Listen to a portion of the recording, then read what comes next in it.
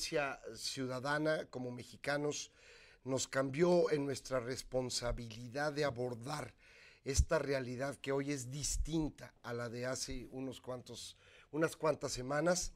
Y qué lamentable que tengamos que hablar no solamente de la tragedia humana, que es lo más preocupante, lo más delicado, la pérdida de casi 400 mexicanos hasta ahorita, porque yo insisto que las cifras oficiales luego a veces no obedecen a la realidad. El hecho es de que cualquier pérdida humana pues siempre será sin duda una tragedia. Pero hay otro tema que hay que abordar y abordar con mucha responsabilidad, y me refiero a los daños materiales causados por estos eventos, que si bien son impredecibles, si bien no hay control sobre ellos, sí hay muchas cosas que habría que haber hecho antes de que ocurrieran para atenuar un poco la magnitud de sus daños. Se ha centrado la información en la Ciudad de México, Erika. Sin embargo, a mí me parece que se ha soslayado el efecto, los daños en otros estados, particularmente estados de la República que se caracterizan por ser los de mayor índice de pobreza y pobreza extrema. Es el caso de Oaxaca, de Guerrero, de Morelos, de Chiapas, incluso la Sierra de Veracruz, parte del Estado de México, en donde hay un número muy importante de mexicanos afectados. Lamentablemente, me parece que con una gran ligereza y yo diría irresponsabilidad se habla hoy ya. Aunque el presidente de la República dijo datos preliminares, cuando oyes los discursos posteriores, se habla ya de un monto entre los 35,000 y los 40,000 millones de pesos para afrontar las consecuencias de estos sismos. Y a mí me parece que esto es absolutamente lejano a la realidad. Basta con que veamos las cifras que se están generando día a día. Hay más de 50,000 casas destruidas.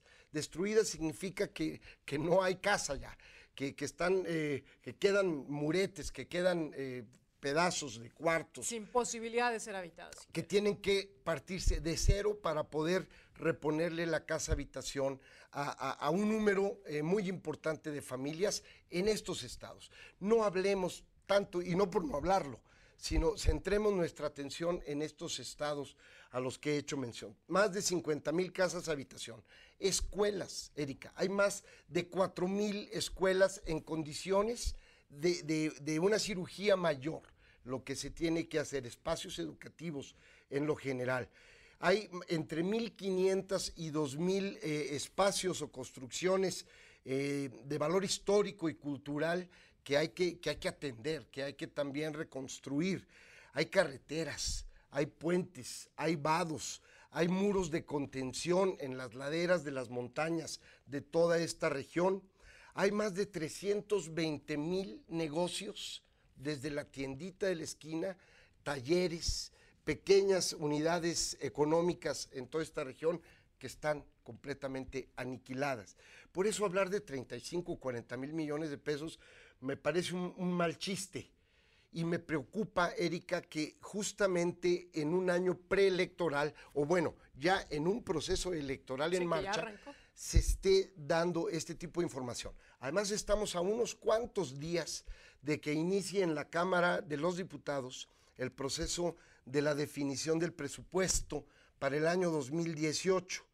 Es de preocupar y nos llama al sospechosismo de que se quiera minimizar este monto para posteriormente, con visiones político y electoreras, pudieran empezar a distribuirse recursos con un efecto o con una intención distinta a la que debe de atenderse. El Fonden, 9,000 millones de pesos, absolutamente insuficiente.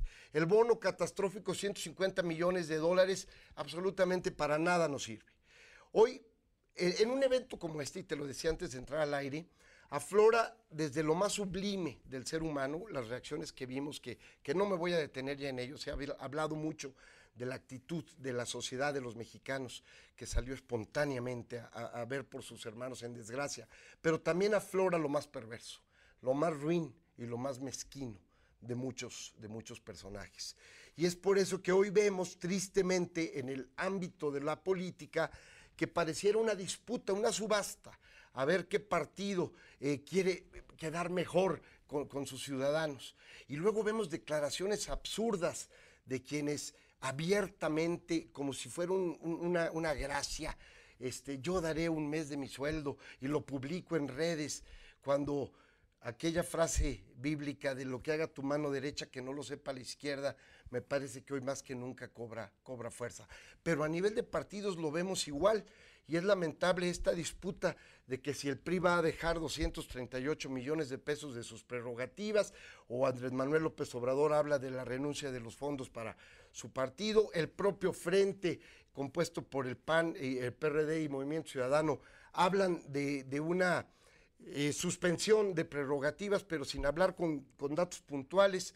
Nosotros mismos acabamos de presentar, y aquí en tus micrófonos yo lo he venido diciendo, esto hay que atenderlo con un gran sentido de urgencia, Erika. Esto no permite que los políticos lo manoseemos al punto de que podamos empantanar justamente la solución por querer meterle una serie de ingredientes que me parece que no es más que una coyuntura política que se está utilizando este evento para querer sacar raja política. A mí me parece deleznable. ¿Cómo se va a resolver cuando efectivamente vemos las propuestas de cada uno de los partidos políticos y vemos más allá de las propuestas, este ánimo de ser quien se salga con la suya para decir, yo pude salvar, mi partido pudo salvar al país, mi partido fue el que puso las reglas para la reconstrucción?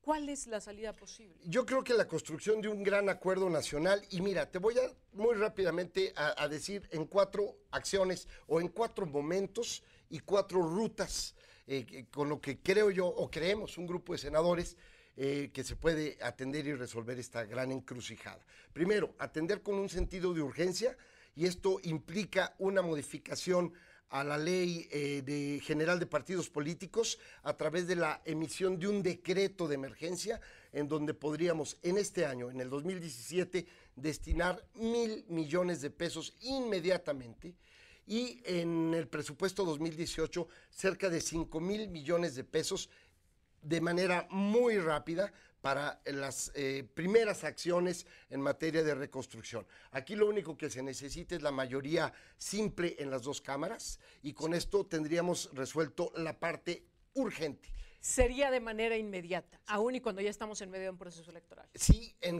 porque involucra una disminución al 85% del gasto ordinario para el presupuesto 2017. Es decir, de los meses que nos faltan para terminar el año, estaríamos hablando de 1,000 millones de pesos de manera inmediata. Y del presupuesto 2018, ahora sí, con un poco más de tiempo, pero empezando el año que viene, que Hacienda destine en el PEF más de 5,000 millones de pesos. Segunda medida, una medida de largo plazo, la reforma constitucional de la que se ha hablado, la reforma al artículo 41, en donde sí se revise todo el esquema del financiamiento público a los partidos políticos. Yo no estoy a favor de la cancelación total de los recursos. Si los partidos políticos dejan de recibir dinero público, Erika, abrimos la posibilidad a otras fuentes de financiamiento oscuras o que puedan sesgar la propia actuación de los partidos políticos. Una disminución importante. Nosotros estamos proponiendo hasta el 50% de los recursos para los partidos políticos. Tercer elemento muy rápido, Erika, te diría desprender, desligar, sacar todos los temas que tienen que ver con acciones políticas, como es la disminución de diputados, la disminución de senadores, la disminución de plurinominales, todos estos temas que no son nuevos, que tenemos años proponiéndolas. Ahora el PRI resulta que las retoma, cuando el PRI fue quien justamente bloqueó las iniciativas que Acción Nacional ha venido presentando desde hace por lo menos 5, 6, 8 años. Entonces me parece esto como un cinismo muy grande, pero bueno, separemos el tema de la reforma política o reforma del Estado y aboquémonos a estas acciones que pueden traducirse en resultados prácticamente inmediatos.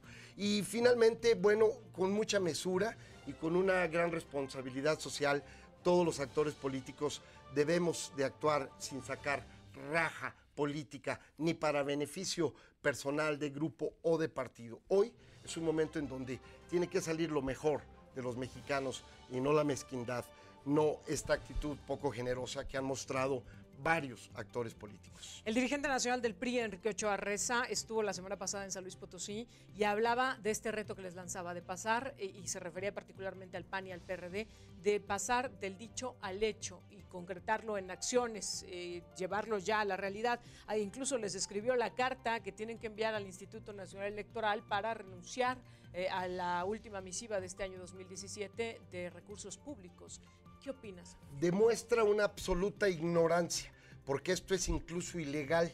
Lo que hay que hacer es modificar la ley para que se pueda afectar el artículo 51 de la Ley General de los Partidos Políticos, en donde a través de un decreto de emergencia, con sus senadores, con sus diputados en el Congreso General, en el Congreso de la Unión, podamos, esta semana, yo le regreso el reto a Ochoa, que pueda hacer que sus diputados y sus senadores vayan acompañando esta propuesta y tendríamos no 250 o 238 millones, tendríamos 1,000 millones de pesos en cuestión de un mes y tendríamos un compromiso de 5,000 millones de pesos para el presupuesto del 2018. Ojalá que, no me está oyendo, pero ojalá a alguien le pase mi recado. Pues él asegura que sí nos está monitoreando esto. Hombre, oportunidad de entrevistarlo un saludo pasada, y ojalá que nos haga caso. Le haremos llegar. Muchas gracias. Al contrario, Erika, como siempre, un placer saludarte. El senador Octavio Pedrosa, senador por San Luis Potosí, platicando con nosotros. Muy buen día. Muchas gracias, Erika. Vamos a una pausa.